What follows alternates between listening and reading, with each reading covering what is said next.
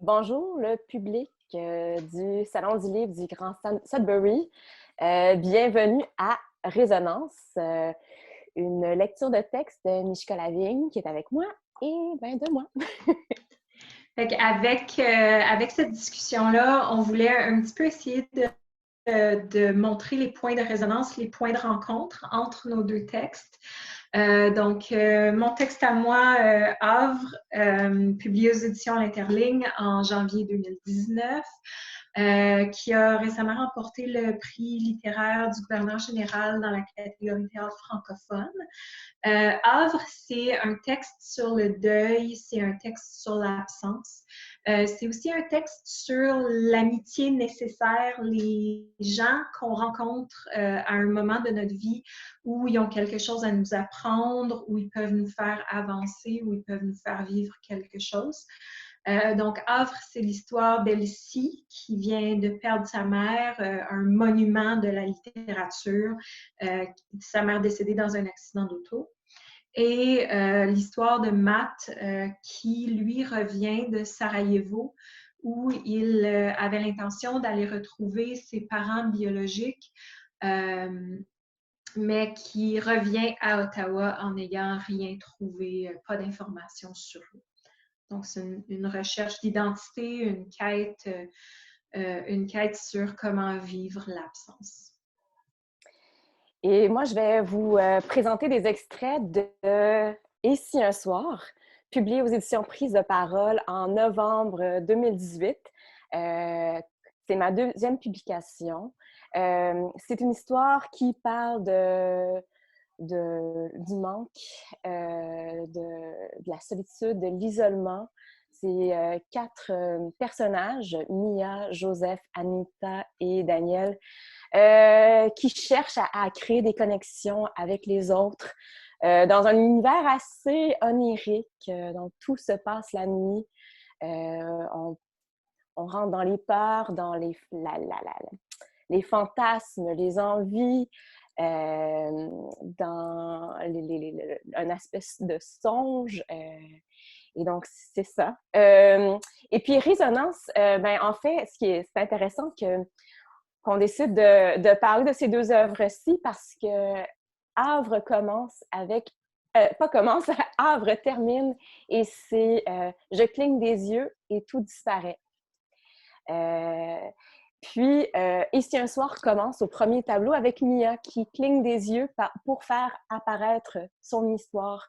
Donc déjà, avec ce début et cette fin, on se rejoint un peu, Mishka et moi, dans notre écriture. Donc, on a décidé de prendre chacune 4 extraits de textes autour de thématiques, puis de vous livrer ça dans une lecture. Donc, la première catégorie s'appelle Au bout des bras. Et c'est moi qui va commencer ça avec le personnage de Mia.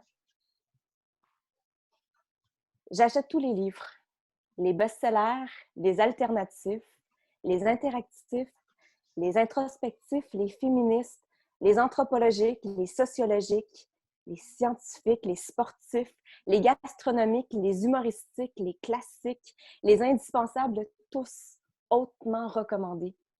Je les achète tous comme une vraie obsédée à la recherche d'un mode d'emploi. Je les ouvre, je reste là longtemps à les regarder.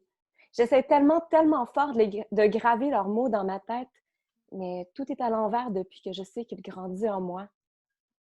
Qu'est-ce qui me dit que c'est un enfant et pas un énorme oiseau ou un éléphant qui est là à occuper mon ventre comme si c'était une pièce? Et je les referme, l'un à la suite de l'autre. Puis au lieu de les retourner au magasin où je serais obligée d'éviter les regards et les mains d'inconnus qui voudraient toucher mon ventre sans ma permission, je commence à les empiler en plein milieu du salon pour former une espèce de barricade de bouquins. Je sors plus. Je reste là, couchée par terre en position fétale, au milieu de ces livres à attendre l'éclatement inévitable de cette bombe à retardement. Puis un extrait de Havre, alors c'est le personnage d'Elsie qui sort de chez elle pour la première fois depuis les funérailles de sa mère. Je dépose ma tasse vide sur le comptoir et je pars. La porte à côté du café, enseigne bleue sur verre, librairie Pelletier et Filles, neuf et usagés. Je passe la porte en cherchant rien vraiment. La fille de Pelletier et Filles est en train de ranger des livres sur une tablette.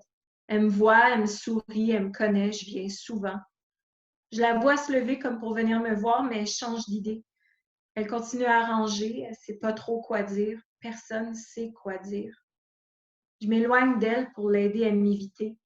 Puis plus loin, au fond de la librairie, face à face, une grande photo couleur de ma mère. Sous la grande photo, l'année de sa naissance et l'année de sa mort. Ma mère qui a une date de mort. Sur une table au pied de la photo, les écrits de ma mère. Les mêmes qu'à la maison, mais en exemplaires multiples, Havre et tous les autres, neufs et usagés. Les éditions originales, les éditions poche, les traductions. Ce qui reste de ma mère maintenant, c'est ça. Je prends tous les livres. Je fais une énorme pile dangereusement en équilibre. J'avance vers la caisse, je pose tout sur le comptoir. Madame Soriol? Le visage d'un de mes étudiants de la session d'hiver, Samuel Rémiard Clich. Cheveux longs, casquette, Doc Martens rouge vin qui me dévisage. Les livres, je les veux tous. Les neufs, les usagés, ceux en français, en anglais, en allemand, en italien, en arabe, tous. Ils sont à moi maintenant. Je veux qu'ils m'appartiennent tous, les morceaux de ma mère. Si c'est tout ce qui reste d'elle, ça me revient de droit. Je tends ma carte de crédit à Samuel Rémiard Clich qui voit que je suis sérieuse. Schlick, schlick de carte de crédit.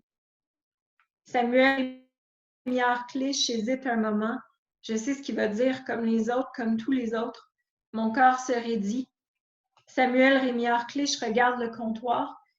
J'avais tellement aimé votre cours cet hiver, Madame Soriol. Vous êtes vraiment la meilleure prof que j'ai eue au département. Mes épaules se détendent. Je suis désolée que ça vous arrive à vous, ça. Mes plus sincères condoléances, Madame Soriol. Il dit tout ça très vite, comme s'il avait peur de ma réaction, comme s'il voulait en finir le plus vite possible. Je le regarde et je le crois. C'est la première personne que je crois quand il me dit qu'il est désolé. Merci, que je dis, en y croyant aussi. Samuel Rémiard Clich emballe tous mes livres dans 2 sacs de tissu à l'effigie de la librairie Pelletier et Filles, et je repars, à pied, ma mère au bout des bras. Et puis, là, c'est le temps de la deuxième catégorie. C'est les histoires qui te restent en tête. Et on va commencer avec Mishka. Donc ça, c'est le personnage de Matt qui, depuis son retour de Sarajevo à Ottawa, s'est mis à avoir des rêves étranges, ce qu'il va appeler des visions, depuis qu'il est revenu et depuis qu'il a rencontré le personnage d'Elsie Soriol, un genre de rencontre qui tient du hasard. Alors, Matt. Je me réveille en sueur à 4h55 du matin. Je me frotte les yeux pour éloigner les images de Sarajevo. Mon cœur bat trop vite, j'ai chaud, mais je frissonne, le sang cogne dans mes tempes.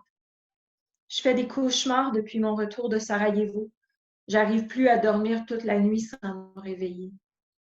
Les histoires qu'on te raconte à Sarajevo, quand tu dis que toi aussi tu viens de Sarajevo, quand tu dis que tu cherches tes parents, que tu cherches tes souvenirs, les gens pensent t'aider, les gens veulent t'aider. Ils te racontent leurs histoires et elles te restent toutes en tête, toutes fondues les unes aux autres.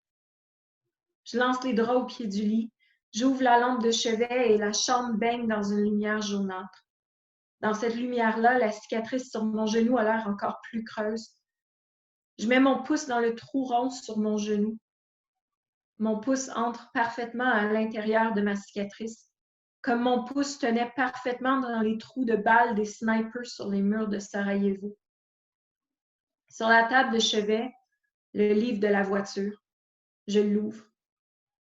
Il y a des instants étrangers. Première phrase de la première page du premier chapitre. Je ferme le livre. J'éteins la lumière et j'essaie de me rendormir. Impossible. 5h17. Je prends mon téléphone et je lis mes courriels. Tout en haut, un courriel de Sanel Katic, mon interprète de Sarajevo. Toujours rien, Matei, qui m'écrit. Je continue à chercher, on va finir par trouver quelque chose sur eux.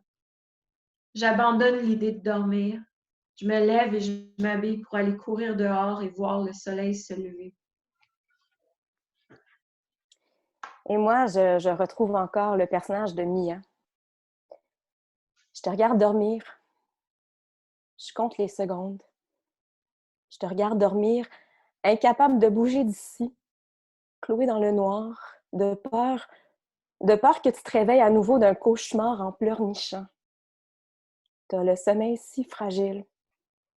Je te regarde dormir, je bouge pas. Une seconde, ensuite une autre, ensuite... Le vent fait flotter les rideaux de ta chambre. Et dehors, des hommes sans nom gueulent au loin. La porte d'un camion se referme brusquement. Des cris, des rires, des chuchotements. Le sol tremble. Le vent se fait violent. De la vitre est cassée, des hurlements. Des talons hauts s'éloignent en courant. Quelqu'un klaxonne. Le crissement de pneus sur l'asphalte. Une autre porte bang. On cogne à coups de poing. Bang, bang, bang contre la porte. Une sirène.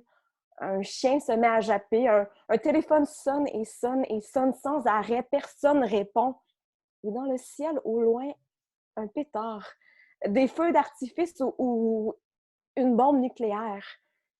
Tout à coup, le ciel explose. Les bâtisses s'écroulent, des cris, des coups de sifflet. Ils sont des centaines de condamnés soupçonnés qui ont nulle part où se cacher, sauf dans les égouts. Des drapeaux ennemis sont traînés dans la boue. Des corps attachés à un bûcher sont brûlés vivants. Des marteaux enfoncent les derniers clous dans les cercueils d'enfants. Des chars d'assaut circulent, affrontent. Les grenades, les bâtons, les pierres.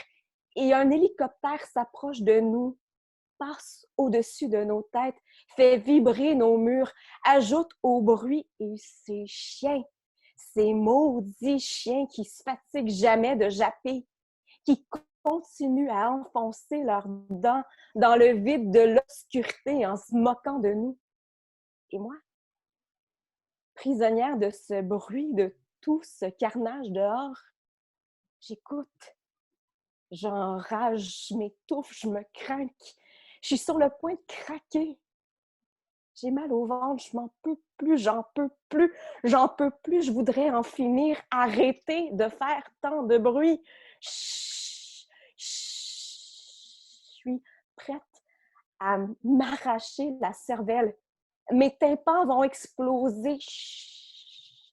Moi aussi, je vais me mettre à hurler à la lune, à tout déchirer en lambeaux si ça n'arrête pas.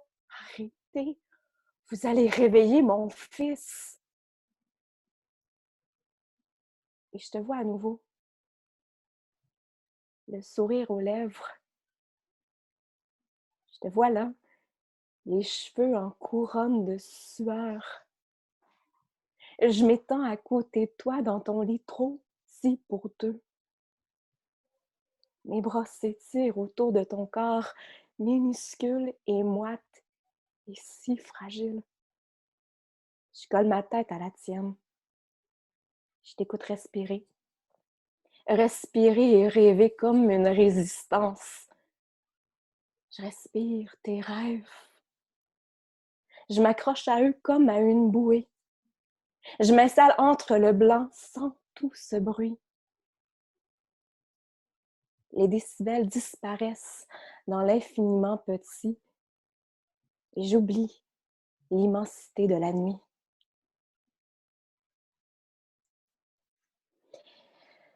Pour la troisième catégorie, ça va être des bouts de toi.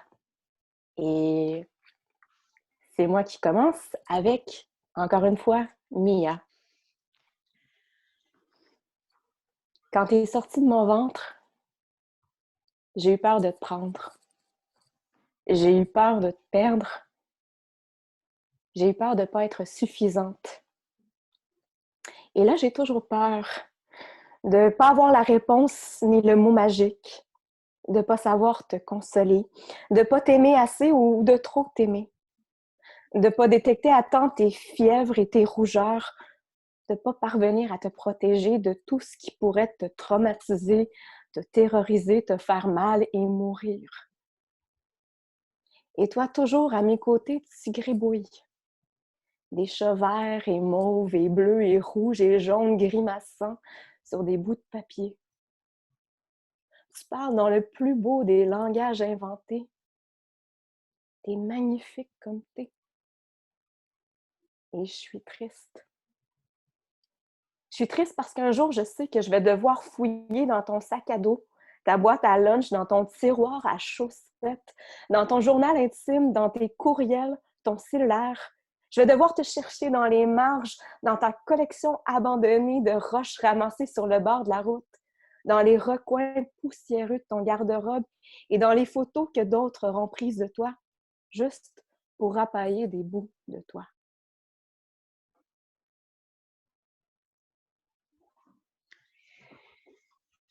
Et le personnage d'Elsie encore. J'aligne les 5 livres reçus de Matej Amidovitch avec les autres sur le plancher. Je vais dans la salle de bain, je laisse couler l'eau chaude et j'entre dans le bain en faisant un bateau avec le feuillet rose de la ville. Mon bateau en papier flotte sur l'eau brûlante. J'aimerais ça qu'il prenne feu. J'attrape le robinet avec mon pied, plus chaud encore le bain. Je veux que ça fasse mal. Si je me faisais très mal, est-ce que ma mère reviendrait pour s'occuper de moi? Le bateau rose s'imbibe d'eau et coule lentement au fond du bain, comme ma mère noyée. Souvenir de moi. La dernière fois que j'ai vu ma mère, 1 mois avant l'accident. Elle passait 2 jours chez moi avant de repartir à Toronto puis à San Francisco. Elle était couchée dans mon lit et moi j'étais étendue sur le divan du salon. J'entendais sa respiration et ses gémissements par les portes ouvertes parce que ma mère dormait jamais bien. Souvenir de moi, assise à la table de ma cuisine, en train de manger une omelette aux champignons devant ma mère cernée qui noie son café de crème. Pourquoi tu dors pas, maman? Pourquoi tu dors jamais? Arrête-toi un moment, pose-toi quelque part, qu'on puisse recommencer à être ensemble comme avant Havre, avant les prix et les éditeurs et les salons du livre et les chiffres de vente et les conférences et les colloques et les traductions et les tables rondes et les producteurs de cinéma et tout qui te prennent et qui t'arrachent de ma vie. Arrête-toi ici, chez moi. Je me souviens que je voulais lui dire tout ça. Je me souviens que j'ai rien dit.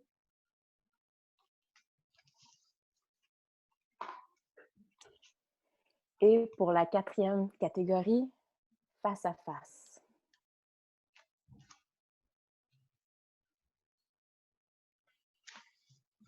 Alors, c'est encore Elsie. C'est la scène juste ensuite. Je m'emmitouffe dans mon drap. Je sors du lit et je traîne le drap avec moi. Je m'étends sur le vieux plancher du salon devant les livres cordés le long du mur. Plus de 10 millions de résultats. Je suis même pas capable de l'imaginer. Plus de 10 millions de fragments virtuels de ma mère, la quantité m'étourdit. Je glisse mon doigt sur les tranches des livres et il y a un espace vide, un trou, pour le livre que j'ai prêté à Matej Amidovitch. Un autre morceau de ma mère qui me manque. Je ne sais pas comment, mais je m'endors sur le plancher, la tête posée sur ma main. Je me réveille quand j'entends cogner à la porte. Le soleil a bougé sur le plancher, c'est plus le matin déjà. Je me lève et je vais ouvrir, face à face, Geneviève. On se regarde longtemps en silence. J'ouvre la bouche, j'inspire pour parler, mais elle se lance avant moi. Non, Elsie, je ne sais pas c'est quoi perdre sa mère.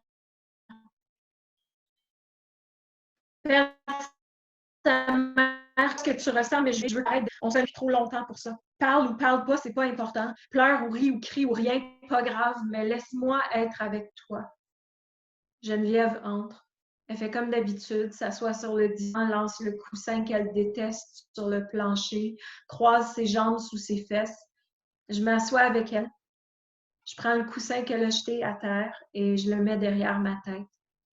On regarde les livres de ma mère alignés le long du mur du salon. Il en manque un qui dit « Je sais » que je réponds. « Il faut que tu règles ça. » Je sais. Elle se lève et elle va à la cuisine. Je l'entends bardasser dans mes armoires, moudre du café, faire couler de l'eau. Elle revient, se rassoit. Je m'excuse, Geneviève, je voulais pas. Je suis... Ça va? J'appuie ma tête sur son épaule et on reste là en silence tout samedi après-midi. Et moi, je vais lire un extrait. En fait, c'est le personnage de Daniel.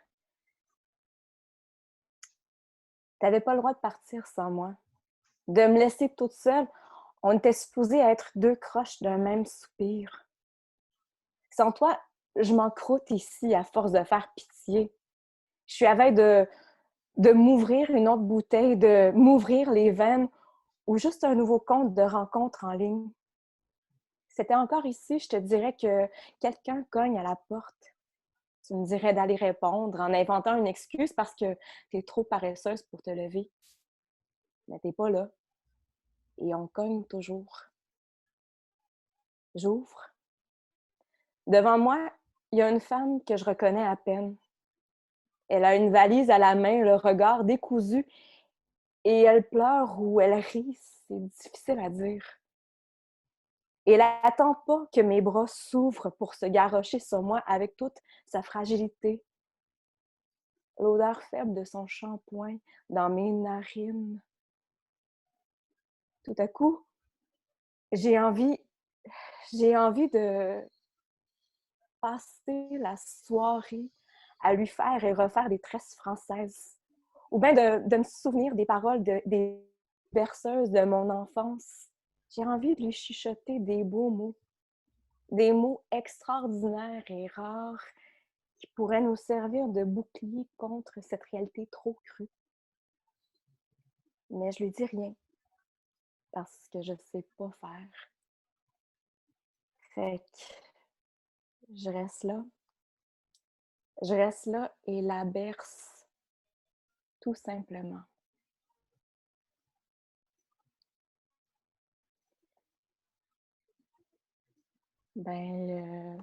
C'est la fin de notre événement virtuel. Nos Lecture. rencontres de texte, à défaut de pouvoir se rencontrer en vrai. Donc, c'était Havre et si un soir. Ouais. Ouais. Donc, Qu'on peut se procurer en version numérique ou en version papier sur leslibraires.ca pour encourager les librairies indépendantes. Donc, sur les libraires, vous pouvez choisir la librairie, vous pouvez choisir votre librairie dans votre ville, votre librairie indépendante préférée. C'est ça, c'est les éditions Prises de parole pour Et si un soir et les éditions L'Interligne pour Offre. Merci! merci d'avoir été avec nous.